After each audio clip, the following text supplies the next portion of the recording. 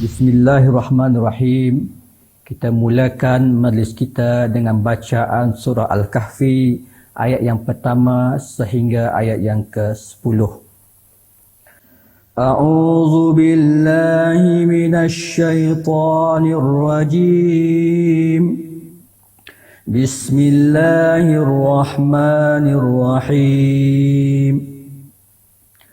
Alhamdulillahillazi anzala ala abdihil kitaba wa lam yaj'al lahu 'iwaja qayyiman liyunzira ba'san shadidan min ladunhu wa yubashshiral mu'minin وَيُبَشِّرَ الْمُؤْمِنِينَ الَّذِينَ يَعْمَلُونَ الصَّالِحَاتِ أَنَّ لَهُمْ أَجْرًا حَسَنًا مَاكِثِينَ فِيهِ أَبَدًا وَيُنذِرَ الَّذِينَ قَالُوا اتَّخَذَ اللَّهُ وَلَدًا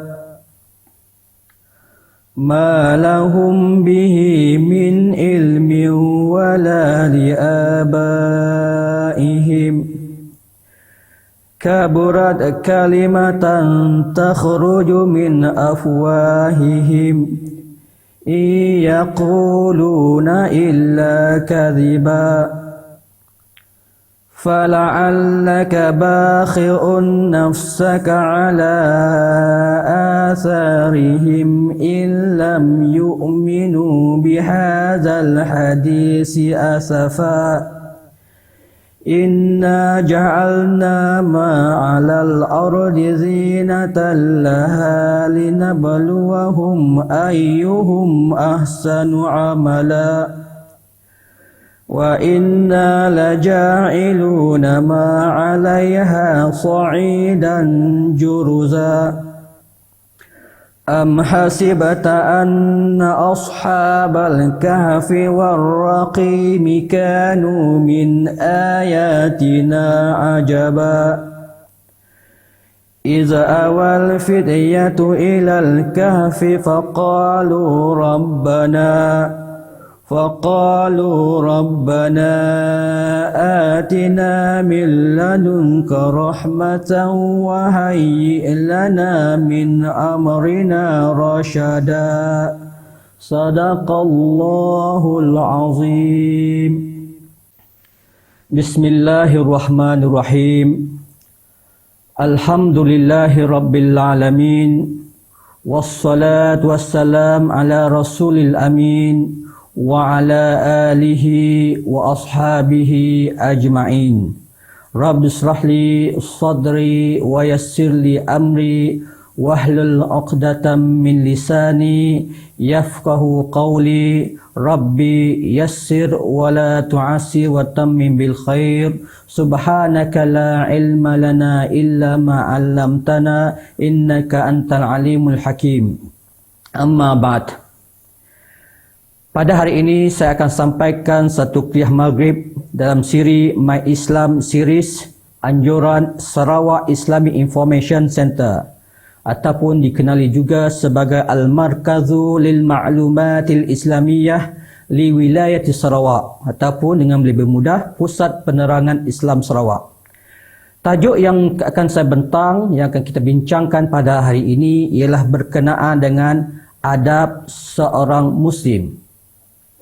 Dalam tajuk ini secara tak langsung selaku orang yang mengaku Islam ataupun seorang Muslim, mahu tidak mahu kita perlu mengulang kaji ataupun mempelajari ataupun menilik balik, menilai kembali bagaimanakah pembawaan diri kita dalam aspek adab itu sendiri.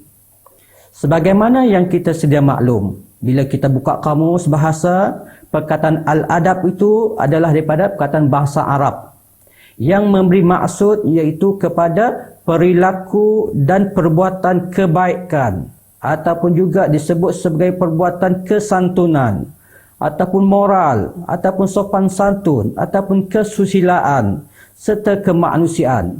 Maksud kata bahawa adab itu tidak boleh lari daripada sifat manusia, sifat sejati manusia. Andai kata manusia itu tidak beradab ataupun kurang adabnya, maksud kata bahawa ia telah lari daripada sifat semula jadinya. Sebab itu manusia itu perlu mempelajari, perlu mengenali, perlu lebih dekat lagi untuk mengamalkan, untuk mengetahui sifat-sifat yang ada pada seorang muslim itu dari aspek al-adab.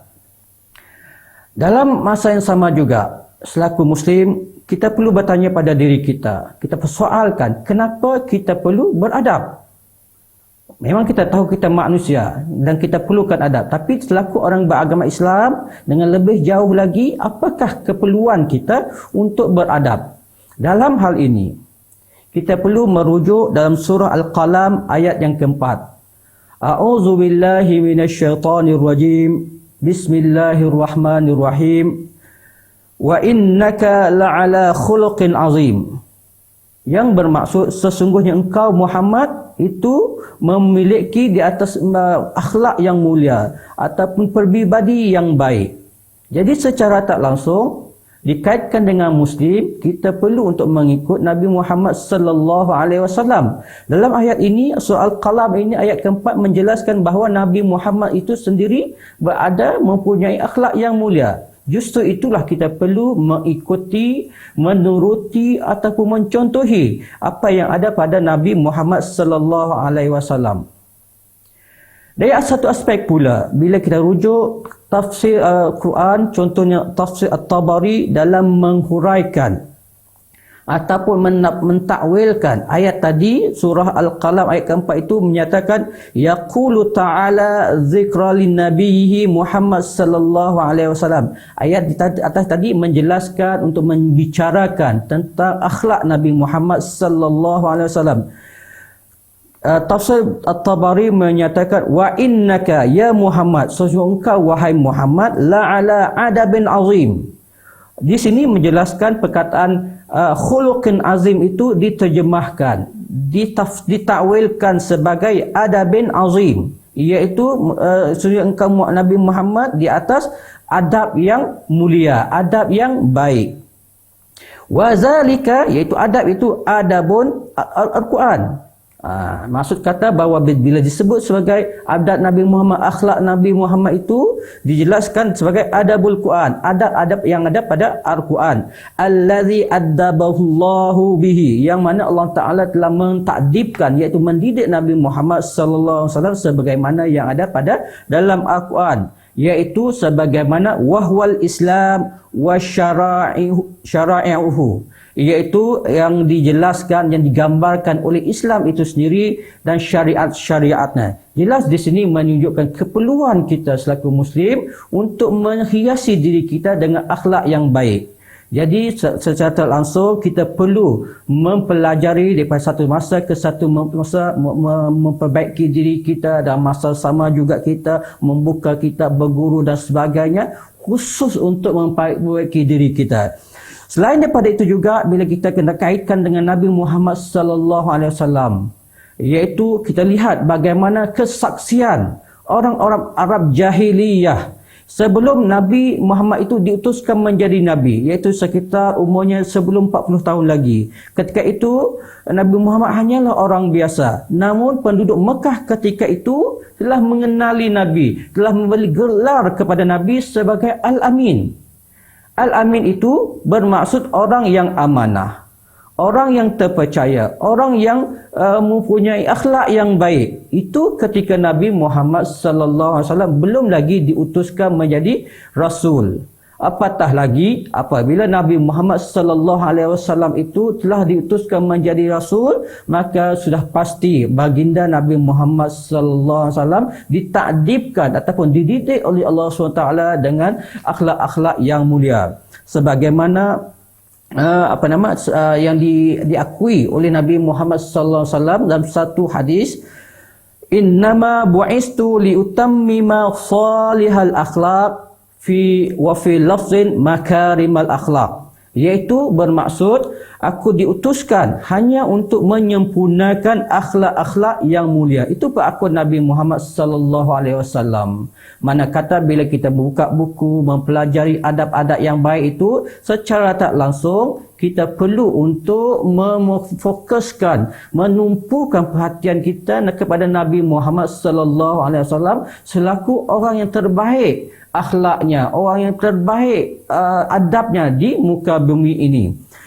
Jadi sesuai dengan doa yang selalu kita baca, iaitu Allahumma ahsanta khalqi fa ahsin khuluqi. Ya Allah, ya Tuhanku, seperti mana Engkau mencantikkan kejadianku, maka perbaikilah pula akhlakku. Maksud kata luaran kita sudah cantik, tubuh badan, anggota badan kita dah kemas. Maksud kata biarlah luaran itu juga sampai kepada dalaman, iaitu hati kita kena baik, hubungan kita sesama juga dengan baik, apatah lagi hubungan dengan ibu bapa, dengan jiran tetangga, dengan makhluk-makhluk lain. Begitu juga dengan akhlak kita dengan Nabi Muhammad sallallahu alaihi wasallam, dan akhirnya kita kepada satu peringkat yang lebih tinggi, iaitu berakhlak ataupun beradab dengan Allah Subhanahu wa taala. Jadi sebagai permulaannya pada perbincangan kita hari ini, iaitu adab sebagai muslim itu, jadi saya akan bincangkan tajuk ini kepada empat tajuk ataupun 4 perbincangan. Yang pertama iaitu adab terhadap diri sendiri dahulu, iaitu diri kita, bagaimana kita untuk membentuk diri kita, dalaman diri kita. Kemudian yang kedua, adab terhadap makhluk yang lain selain daripada kita, iaitu sama ada terhadap orang tua kita, iaitu ibu bapa kita, kepada anak, kepada kerabat, jiran tetangga, kemudian sesama muslim, dan juga apakah adab kita kepada non muslim.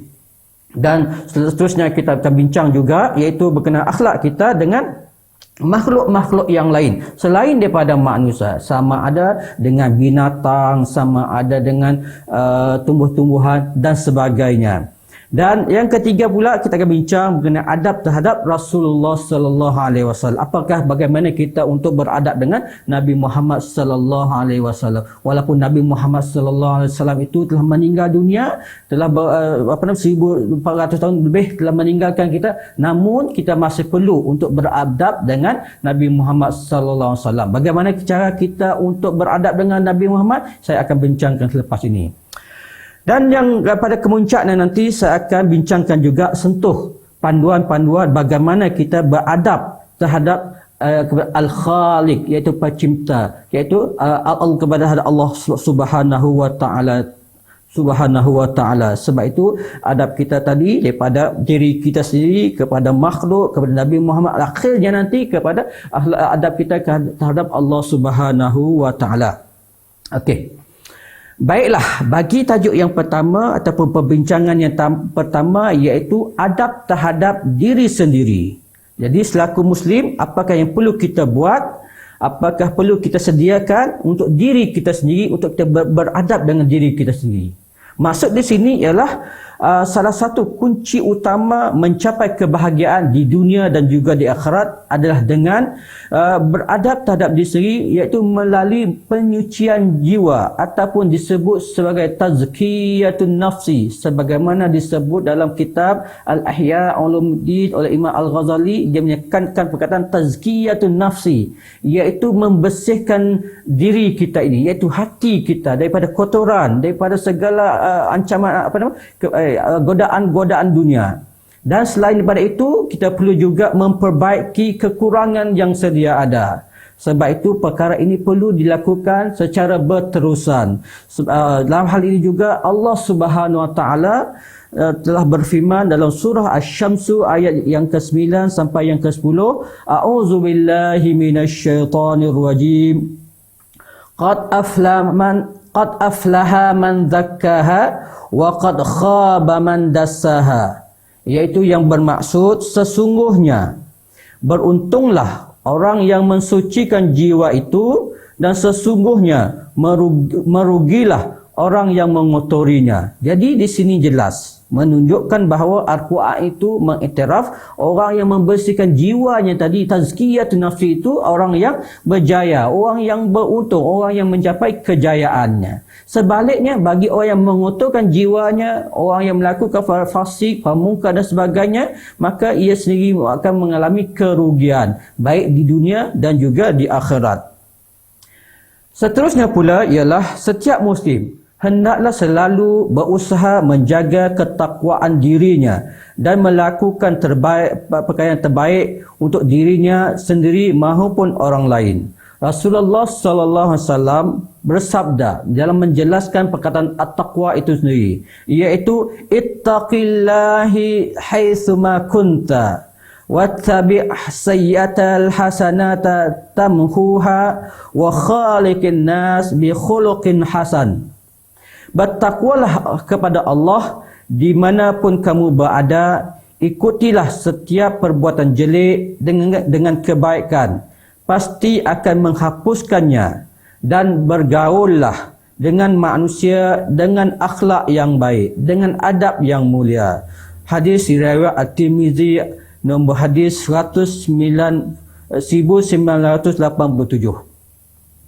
Jadi dalam ini bila kita membincangkan adab terhadap diri sendiri itu, perkara yang pertama yang perlu kita perhatikan, perlu fokuskan ialah iaitu meningkatkan kualiti diri. Khusus yang pertama di segi at-taubat ataupun taubat, iaitu dengan menyesali dan meninggalkan seluruh dosa dan kesalahan yang telah berlaku. Jadi taubat ini perlu dilakukan. Sebelum perkara lain, kita perlu menyesali apa yang telah kita lakukan daripada dosa-dosa, kekurangan-kekurangan dan sebagainya. Jadi taubat adalah suatu sebab keberuntungan yang paling utama.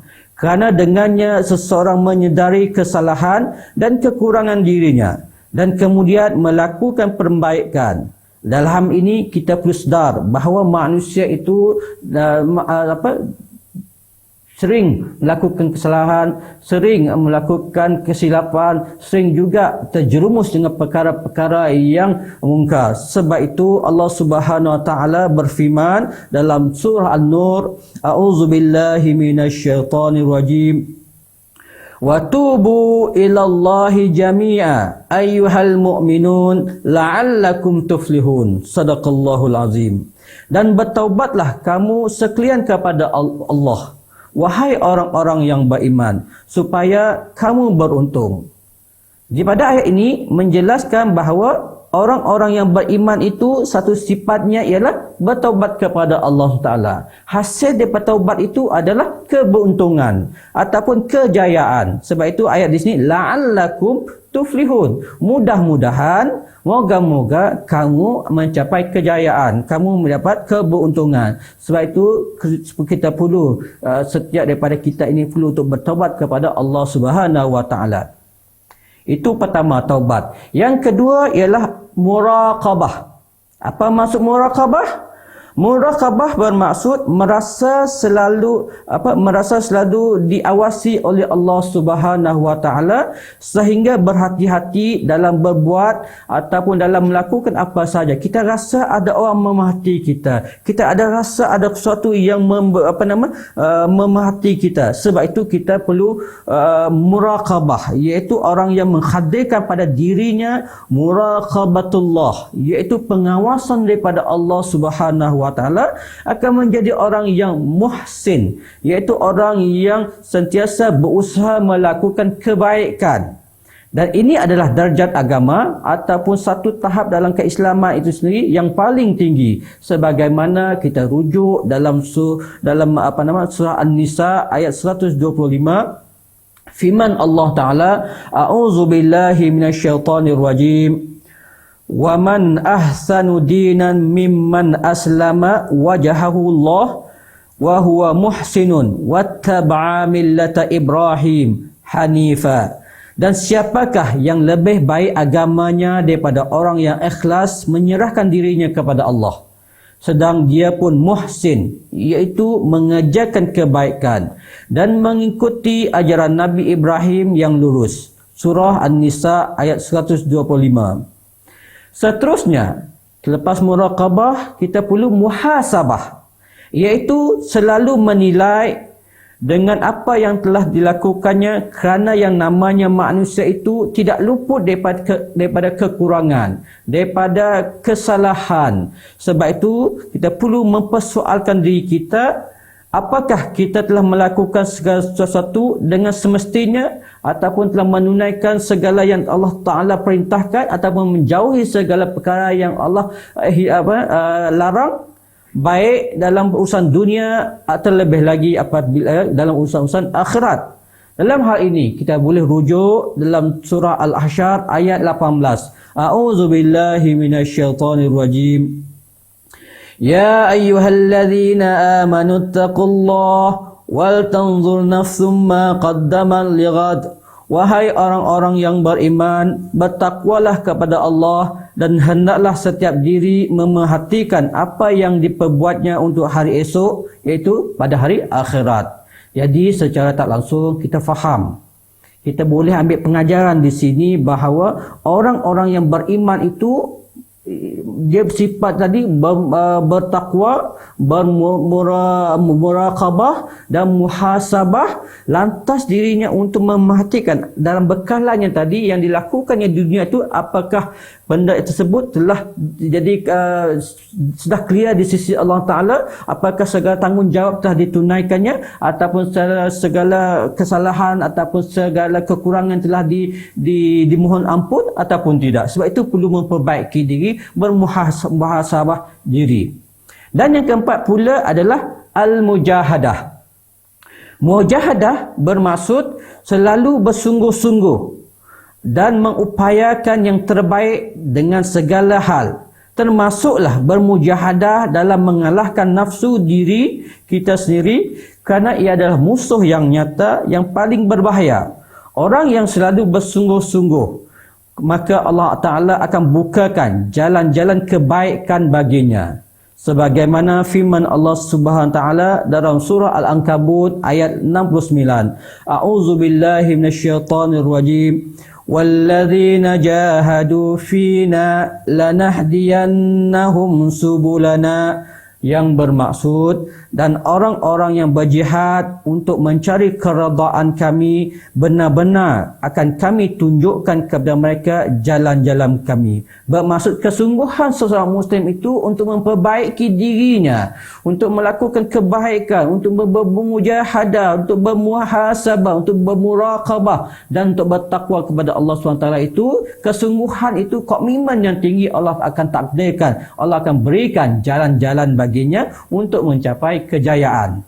Sebab itu kaum muslimin dan muslimat sekalian, perkara pertama tadi dalam kita memperbaiki diri kita, bila diri kita clear, baik, bersih, maka hubungan kita dengan selain daripada kita, orang di luar daripada kita ini akan baik, insya-Allah.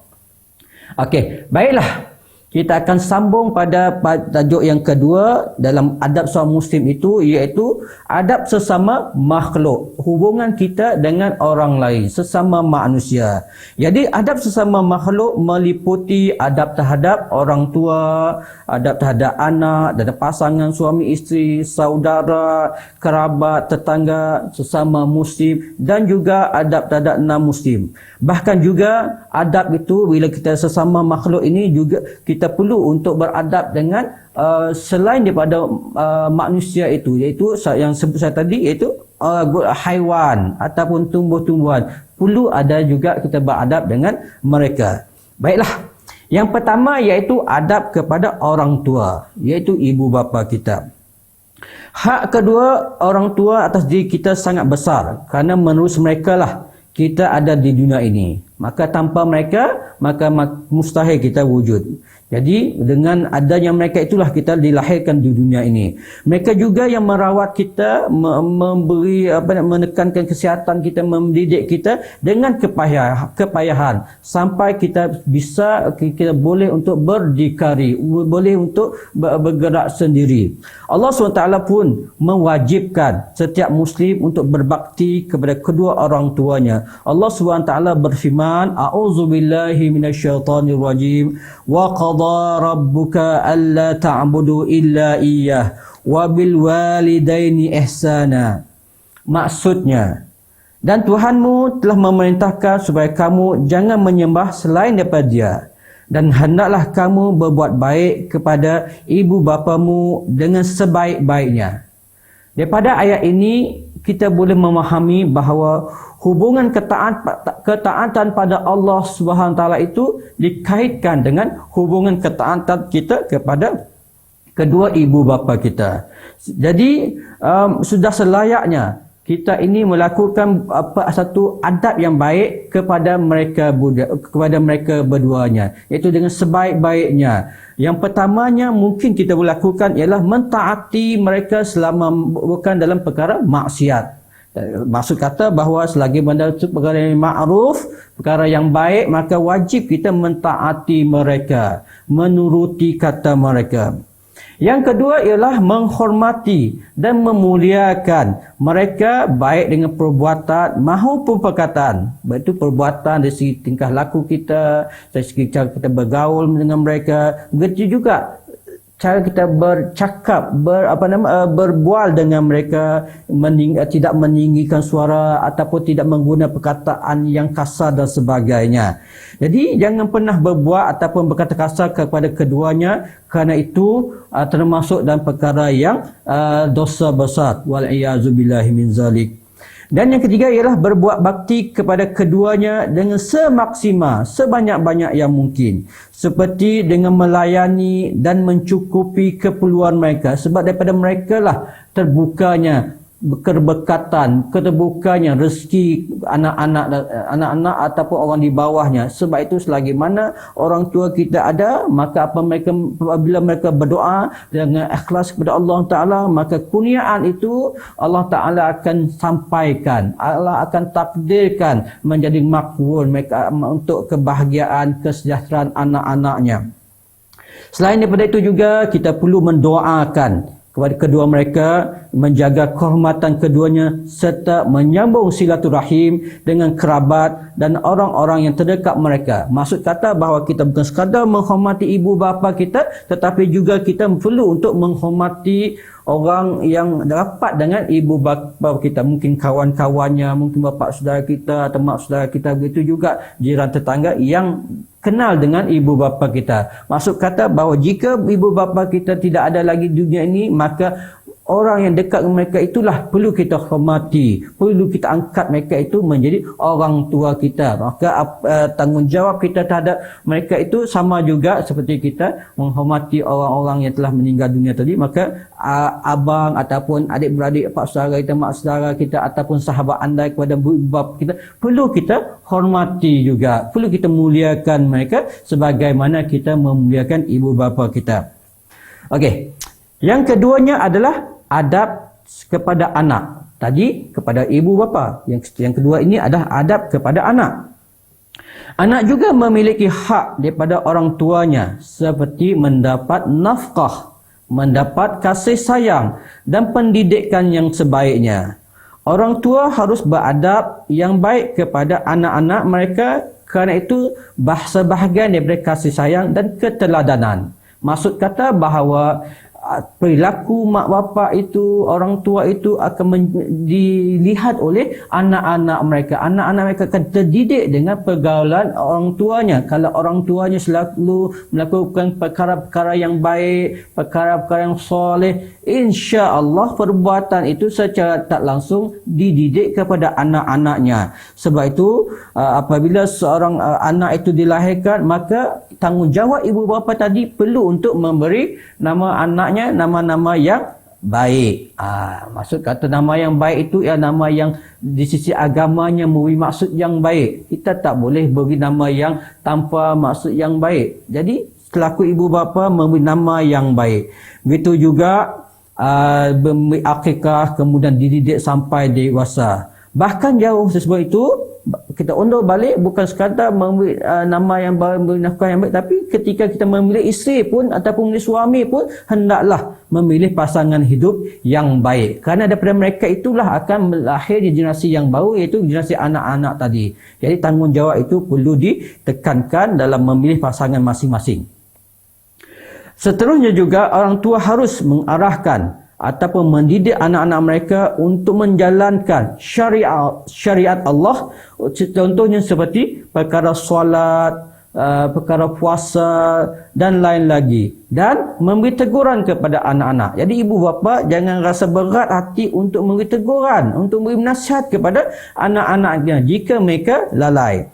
Sabda Rasulullah sallallahu alaihi wasallam yang bermaksud, perintahkan anak-anak kalian untuk solat ketika mana mereka berusia 7 tahun, dan pukullah mereka jika mereka lalai dalam usia 10 tahun, iaitu pukulan yang tidak menyakitkan. Dan pisahkanlah di antara mereka dalam tempat tidur. Hadis riwayat Ahmad, nombor hadis 6753. Seterusnya, kita fokuskan iaitu adab suami isteri. Itu juga perlu kita fokuskan, kerana selaku muslim itu kita perlu juga mempunyai adab yang baik di antara suami dan isteri. Okey, untuk menjaga keharmonian rumah tangga, maka suami isteri harus menjaga adab dan menunaikan kewajipan masing-masing. Antara adab yang harus diperhatikan, yang pertama adalah amanah satu dengan yang lain, iaitu jangan mengkhianati amanah tersebut, baik urusan besar maupun kecil, iaitu perkara kepercayaan itu sendiri. Yang kedua adalah disebut juga sebagai menjaga mawaddah dan rahmat, iaitu bersifat lembut dan kasih sayang yang di antara keduanya. Allah SWT berfirman dalam surah Ar-Rum ayat 21 yang bermaksud, dan di antara tanda-tanda kekuasaannya ialah dia menciptakan untukmu isteri-isteri dan jenismu sendiri supaya kamu cenderung dan merasa tenteram kepadanya, dan dijadikannya di antara kamu rasa kasih dan sayang. Daripada sini kita faham, bermaksud bahawa sifat kasih dan sayang itu, mawaddah warahmah itu hendaklah diusahakan, hendaklah dipohon kepada Allah Ta'ala supaya sifat kasih sayang itu hadir ke dalam diri kita selaku suami dan isteri. Jadi bila seseorang pasangan itu dah diijab kabulkan, maka mereka berdua tak boleh tunggu saja, duduk saja mengharapkan mawaddah dan kasih sayang itu, kesakinah itu datang sendiri pada mereka. Tidak. Maksud kata bahawa sifat kasih sayang itu perlu diusahakan, perlu dipohon pada Allah Subhanahu Wa Taala. Dengan usaha-usaha itulah akan adanya ujian-ujian, akan adanya datangnya pelbagai cubaan-cubaan dan yang akan cuba mengganggu rumah tangga mereka itu. Sebab itu ketaatan pada Allah Ta'ala, hubungan dengan Allah Ta'ala, sentiasa mengharapkan pertolongan daripada Allah Subhanahu Wa Ta'ala. Dengan itulah Allah akan memberi satu jaminan, insya-Allah rumah tangga itu akan dilayari dengan baik, dengan sempurna. Dan walaupun tidak dinafikan mereka akan berhadapan dengan gelombangnya, dengan ombaknya, tetapi mereka akan cekal untuk terus melayari rumah tangga itu dengan baik. Selain daripada itu juga, selaku suami ataupun isteri perlulah memberikan tauladan yang baik. Rasulullah sallallahu alaihi wasallam ada bersabda yang bermaksud sebaik-baik kalian adalah yang paling baik terhadap keluarganya. Hadis riwayat Tirmizi nombor hadis 3904. Di sini menjelaskan bahawa kita bukan sekadar melakukan perkara baik, tetapi hendaklah yang terbaik. Maksud kata bahawa pemilihan perbuatan-perbuatan itu, adab-adab itu bukan sekadar untuk menunaikannya sahaja, tetapi kita berusaha untuk mencari apakah perbuatan, apakah perilaku, apakah tindakan-tindakan hubungan kita suami isteri itu adalah baik daripada hari ini dan lebih baik lagi esoknya. Kita hendaklah memperbaiki hubungan kita dengan pasangan masing-masing. Seterusnya juga adalah menjaga adab-adab yang umum seperti saling menghormati dan menghargai. Dalam hal ini, kalau kita nak dapatkan penghormatan, nak dihormati oleh orang lain, termasuk isteri kita, termasuk pasangan kita, bermaksud kita perlu terlebih dahulu menghormati mereka, meletakkan penghormatan itu pada satu tahap yang tinggi untuk mereka. Bila kita hormat pada mereka, insya-Allah dia akan reflect balik pada diri kita, iaitu orang tadi, isteri kita ataupun pasangan kita akan hormat balik pada kita. Selain pada itu, sifat yang perlu ada juga ialah sifat menghargai, sifat bersikap jujur, bertutur kata yang baik. Allah SWT berfirman dalam surah An-Nisa ayat yang ke-19 yang bermaksud dan pergaulilah mereka secara ma'ruf. Itu panduan daripada Al-Quran. Maksud kata pasangan suami dan isteri tadi, ingatlah Al-Quran itu sendiri telah mendidik kepada kita selaku orang suami isteri, pergaulilah mereka itu dengan secara ma'ruf, dengan baik. Jadi bila kita berbuat baik, secara tak langsung kita telah menunaikan apa yang diperintahkan, apa yang telah disyariatkan melalui Al-Quran itu sendiri. Seterusnya juga adalah contohnya sebagai seorang suami wajib memberikan nafkah baik lahir maupun batin, membimbing untuk menjalankan syiar Allah, dan juga jika memiliki isteri lebih daripada satu wajib bersikap adil di antara mereka. Itu tanggungjawabnya. Maksud kata bahawa kalau seorang suami itu mempunyai seorang isteri, maka banyak ini tanggungjawabnya. Kalau lebih, maka tanggungjawab itu makin berganda-ganda. Sebab itu menunaikan tanggungjawab itu adalah perkara yang sangat berat. Dalam berat walau bagaimanapun, kita perlu memohon kepada Allah Subhanahu Wa Taala untuk memudahkan urusan kita dalam untuk menunaikan tanggungjawab yang ada pada seorang suami. Seterusnya pula ialah wajib bagi seorang isteri pula untuk taat kepada suaminya selama mana bukan dalam perkara kemaksiatan. Selagi mana perkara itu dalam perkara-perkara yang ketaatan, wajib isteri taat. Jadi contohnya lah perkara yang kita biasa dengar ialah tidak keluar rumah ataupun bermusafir kecuali dengan izin suaminya. Kalau suaminya berizin, maka ia barulah boleh keluar rumah, barulah dia boleh untuk bermusafir dan sebagainya, dan menjaga harta dan kehormatan dirinya dan keluarganya dengan sebaik-baiknya. Okey, itu adalah tanggungjawab ataupun adab dalam suami dan isteri. Seterusnya, kita pergi kepada adab kepada saudara dan kaum kerabat kita.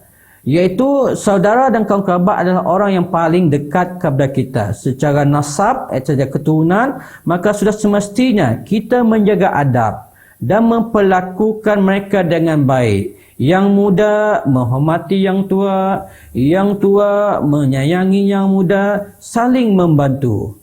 Allah SWT dalam ayat Al-Quran memerintahkan kita untuk mengikat hubungan silaturahim dan membantu kaum kerabat. Antaranya Allah Ta'ala berfirman, A'udzubillahi minasyaitonirrajim.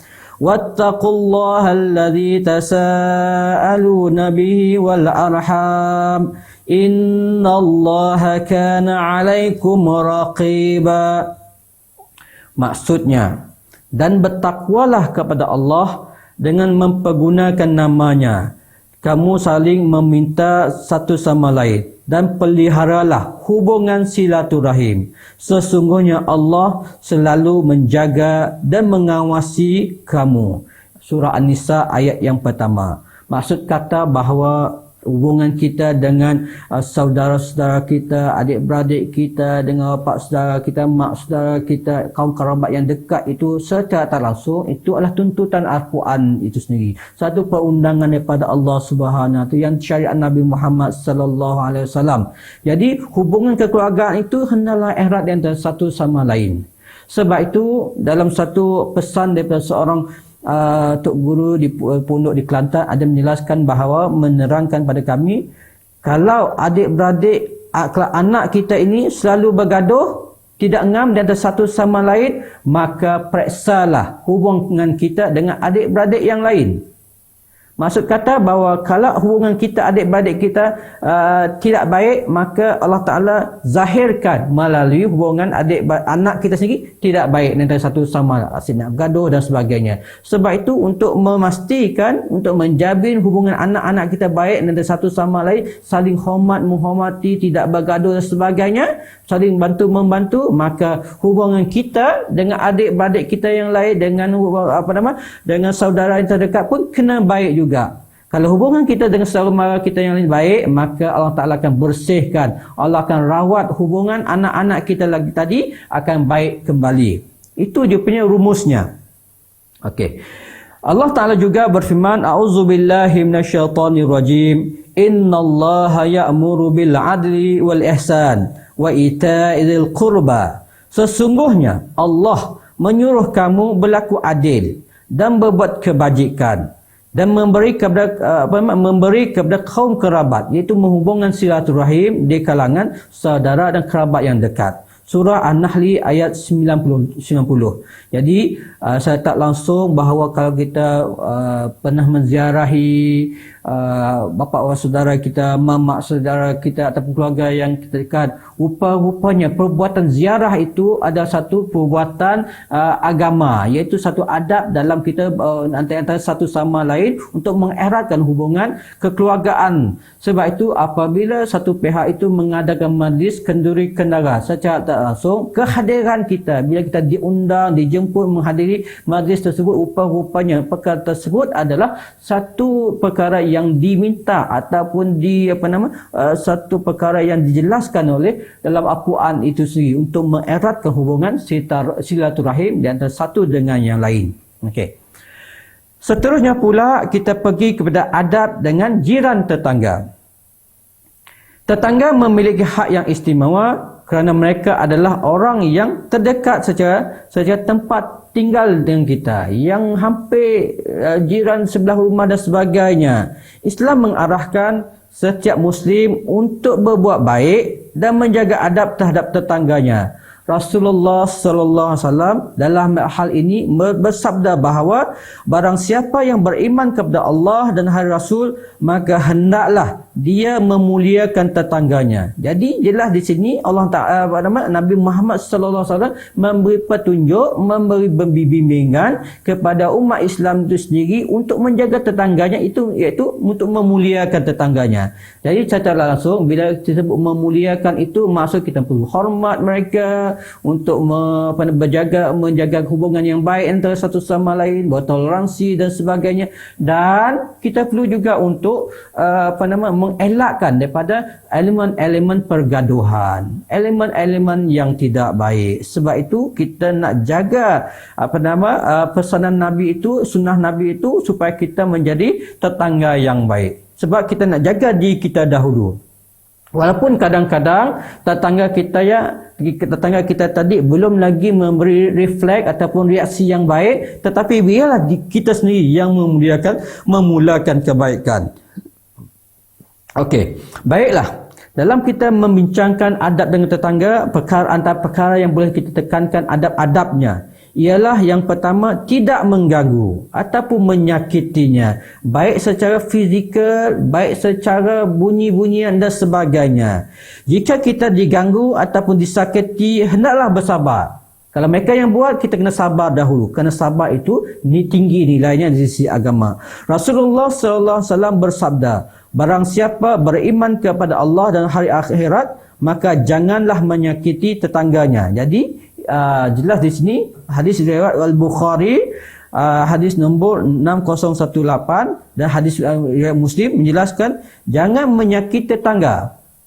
Jangan menyakiti adalah satu perbuatan larangan, satu tegahan untuk kita melakukan kejahatan, perkara yang tidak disukai oleh tetangga kita. Baik dari segi tutur kata, baik dari segi perbuatan, contohnya kebersihan, membuang sampah, jangan buang sampah di laman tetangga, ataupun kalau kita memelihara kucing contohnya. Jadi biarlah kucing kita tadi bermain sekitar laman kita sendiri. Jangan kucing kita itu mengganggu keharmonian, kesejahteraan jiran tetangga kita. Kita kena jaga perkara ini. Kerana kalau kita tak jaga, perkara itu boleh mencetuskan elemen-elemen pergaduhan, perseteruan di antara jiran-jiran tetangga. Okey. Yang kedua ialah berbuat baik terhadap mereka, seperti membantu mereka, seperti menolong, seperti memulai memberi salam, menegur mereka, menjaga komunikasi yang baik, kata-kata yang baik. Kemudian juga secara umumnya orang yang berbuat baik terhadap tetangga yang akan diperlakukan baik juga. Kita buat baik, maka balasan yang baik. Kalau kita sedekah, maka akan balas balik sedekah kita tadi. Kalau kita beli buah mangga, mungkin dia akan beri buah nenas atau buah pisang dan sebagainya. Itu saling hormat, menghormati, hadiah menghadiahi dan antara satu sama lain. Okey. tahadu tahabbu, maka hendaklah kamu saling memberi hadiah, maka dengan memberi hadiah itu tahabbu, iaitu kamu akan saling berkasih sayang di antara satu sama dengan yang lain. Selain daripada itu juga, dengan tetangga kita perlu memuliakan mereka, menghormati mereka. Jika memungkinkan sesekali memberi hadiah atau memberi makanan yang kita miliki ataupun kita masak. Kalau kita masak yang baik, yang baunya sampai ke rumah sebelah jiran kita bercium baunya, maka sebaik-baiknya kita berkongsi rasa makanan tersebut. Seorang Muslim harus peka terhadap tetangganya. Jangan sampai dirinya sebab kecukupan, cabar mewah, tetapi jiran tetangganya miskin melarat. Jadi sebab itu seorang Muslim itu kalau jiran tetangganya juga berhadapan dengan masalah ekonomi dan sebagainya, maka perlu juga mereka berbuat baik dengan jiran tetangganya.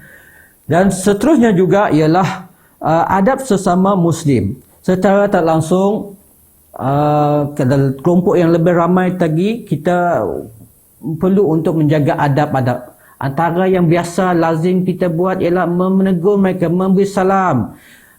Kalau kita beri salam pun, biarlah salam dengan peluh Assalamualaikum. Sebutan yang betul. Jangan dimain-mainkan ucapan salam itu.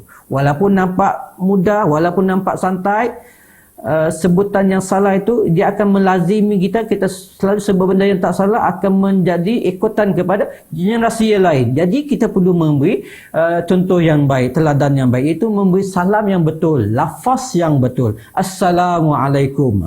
Kemudian kalau diundang, maka hendaklah tunaikan undangan tersebut, menasihati jika diminta atau diperlukan. Sebab itu Rasulullah SAW bersabda terhadap 6 hak dengan saudara semuslim kita. Hakul muslim alal muslim sittun. Qila man hunna ya Rasulullah? Qala idza laqaitahu fasallim alaih, wa idza da'aka fa'ajibhu, wa idza stansahaka fansah lahu, wa idza atasha fahamidallah fasammithu, wa idza marida fa'udhu, wa idza mata fattabi'hu. Maksudnya, hak muslim atas muslim lain ada 6 perkara. Baginda Nabi ditanya, apakah perkara tersebut wahai Rasulullah? Jadi Rasulullah menjawab, jika engkau menjumpai mereka, menemui mereka, maka ucapkanlah salam. Itu yang pertama. Jika ia mengundangmu, maka penuhinya. Itu yang kedua. Jika mereka minta nasihat, maka berilah nasihat. Yang ketiga, jika dia bersin, maka ucap Alhamdulillah. Maka jawablah Yarhamukallah. Jika dia sakit, maka jenguklah mereka. Dan jika mereka meninggal, maka ikutlah mereka pengurusan jenazah itu ke kubur. Seterusnya, adab sesama non-Muslim juga. Islam tidak melarang untuk berbuat baik dan melakukan adil. Bahkan terhadap non-Muslim perlu juga dilakukan dengan perkara yang baik. Allah SWT berfirman yang bermaksud, Allah tidak melarang kamu untuk berbuat baik dan melakukan adil terhadap orang-orang yang tiada memerangimu kerana agama dan tidak pula mengusir kamu daripada negerimu. Sesungguhnya Allah menyukai orang-orang yang berlaku adil. Ayat ini menjelaskan hubungan kita dengan non-Muslim. Kena baik juga. Seterusnya juga yang saya nak jelaskan di sini adalah adab terhadap makhluk yang lain. Iaitu dalam surah Al-Anbiya 107 ada menyatakan, wa ma arsalnaka illa rahmatan lil alamin. Kami tidak mengutus engkau Nabi Muhammad melainkan sebagai rahmat bagi seluruh manusia. Maksud kata bahawa agama Islam itu baik untuk umat Islam, baik untuk non-Muslim, baik untuk seluruh makhluk itu sendiri. Oleh sebab itu Allah mewajibkan sifat ataupun perbuatan ihsan itu sendiri. Dan perkara yang ketiga, tajuk yang ketiga yang saya nak simpulkan iaitu adab terhadap Rasulnya. Iaitu apa maksud adab terhadap Rasul kepada Nabi Muhammad SAW? Iaitu yang pertamanya tidak lain tidak bukan ialah kita mentaati perintahnya. Walaupun Nabi Muhammad telah tiada di sisi kita, tapi kita perlu untuk mentaati Nabi Muhammad SAW. Yang kedua ialah selepas mentaati kita perlu mencintai Nabi Muhammad SAW. Ketiga, kita setia terhadapnya dan terhadap apa yang terhadap orang yang mengikuti ajarannya, serta berlepas diri daripada orang-orang yang memusuhi ataupun memusuhi ajarannya. Yang ketiga, mengagungkan baginda Nabi sesuai dengan peragungan yang dibuat oleh Allah Subhanahu Wa Taala. Contohnya, kalau berselawat itu, maka kita berselawat balik dengan Nabi Muhammad sallallahu alaihi wasallam. Allahumma salli ala Muhammad. Kemudian kita membenarkan berita yang disampaikan oleh baginda Nabi Muhammad sallallahu alaihi wasallam. Kemudian seterusnya kedua, hubungan kita beradab dengan Nabi Muhammad sallallahu alaihi wasallam ialah kita menghidupkan sunnahnya dan dalam segala sendi kehidupan kita. Maksud kata, bila kita mengamalkan sunnah Nabi Muhammad sallallahu alaihi wasallam, maka disitulah menunjukkan bahawa kita beradab baik dengan Nabi Muhammad sallallahu alaihi wasallam. Secara tak langsung, kalau kita meninggalkan sunnah Nabi Muhammad sallallahu alaihi wasallam, bermaksud kita kurang menghormati, kurang beradab dengan Nabi Muhammad sallallahu alaihi wasallam. Dan yang terakhir, sebagai kesimpulan, kemuncak kepada adab seorang muslim itu sendiri ialah beradab kepada Allah Subhanahu wa taala selaku Al-Khaliq, pencipta. Jadi Allah Subhanahu wa taala itu sebagai pencipta, kita ini manusia itu sebagai makhluk, maka sudah mestinya adab itu perlu ada. Yang paling utama ialah kita menjaga adab kepada Al-Khaliq, ialah kita perlu faham Allah telah menciptakan dan mengatur alam semesta. Sesungguhnya sangat aneh jika seorang menjaga adab dengan sesama makhluk, tetapi dia tidak peduli dengan adab dengan zat yang telah menciptakan dirinya. Sebab itu perkara yang perlu kita beradab dengan Allah Subhanahu taala, yang paling tidaknya ialah mensyukuri segala nikmat Allah kurniakan kepada kita. A'udzubillahi minasyaitonirrajim. Wa ma bikum min ni'matin faminallah. Dan apa saja nikmat yang ada pada diri kamu itu, maka semuanya daripada Allah Subhanahu wa taala. Dan selepas bersyukur itu juga, kita juga perlu untuk menuruti syariat Allah Subhanahu wa taala. Kemudian kita malu untuk melakukan maksiat kepada Allah taala, kerana kita tahu bahawa muraqabah tadi, kita perlu tahu bahawa kita ni diawasi oleh Allah Subhanahu wa taala. Kemudiannya kita bersandar mengharapkan pengampunan daripada Allah Subhanahu wa taala, kerana dengan Allah taala lah akan memberi kehidupan kita dengan lebih baik, baik di dunia dan baik juga di akhirat. Sebab itu dalam hadis yang dalam satu doa yang selalu kita sebut, Rabbana atina fid dunya hasanah, kita minta kebaikan di dunia ini, wa fil akhirati hasanah, kebaikan di akhirat, di akhirat juga dengan kebaikan. Jadi dengan adab-adab itu, insya-Allah selaku muslim, kita akan mendapat kebaikan di dunia dan kebaikan di akhirat. Maksud sebagai kesimpulan yang saya sebut di sini, bahawa semakin banyak kita menyebut, mengulang kaji berkenaan dengan perkara kepada adab itu secara tak langsung, sebenarnya kita untuk memperbaiki diri kita. Sebenarnya kita ini sebenarnya kita ini maha mengharapkan segalanya kepada Allah Subhanahu wa taala untuk memudahkan urusan kita sesama manusia, memudahkan kita untuk melakukan titah perintah Allah Subhanahu wa taala. Mudah-mudahan bila kita kerap untuk membaca buku, kerap untuk mendengar ceramah, kerap untuk memperbaiki diri, insya-Allah kita menjadi seorang muslim yang beradab, muslim yang taat, muslim yang dirahmati, yang mendapat keberkatan Allah Subhanahu wa taala. Dengan itu saya simpulkan di sini, wabillahi taufik wal hidayah. Assalamualaikum warahmatullahi wabarakatuh.